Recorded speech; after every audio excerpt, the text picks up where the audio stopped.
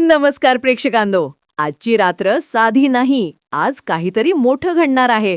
थरार, भावना, धक्का आणि प्रेमाचा जबरदस्त ट्विस्ट सगळं एकाच प्रसंगात येणार आहे. म्हणूनच सांगतो, श्वास रोखून धरा, सीट घट्ट पकडा आणि व्हिडिओ शेवटपर्यंत नक्की बघा. आणि हो, लाईक सबस्क्राईब करा.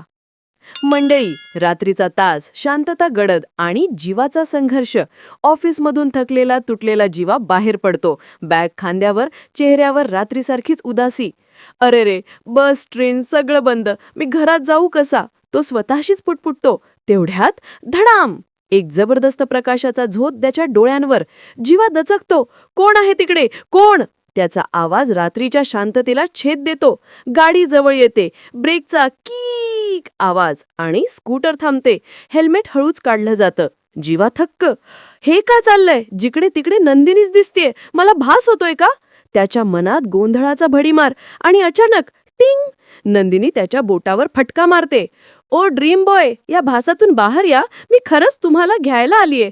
तिचा गोड पण ठाम आवाज वातावरण बदलून टाकतो. जीवा अवाक. नंदी, तू खरंच आलीस? नंदिनीचं हसू. हो जीवा, उशीर झाला, चला आता. त्या क्षणी जीवाच्या चेहऱ्यावरचं सगळं दुःख विरतं. जणू कोणीतरी त्याचं जग परत प्रकाशाने भरून टाकलंय. दोघांचे डोळे भिडतात. त्या रात्रीच्या वाऱ्यात प्रेमाचा मंद झोत वाहतो. ते स्कूटरकडे वळतात. नंदिनी गाडी सुरू करते.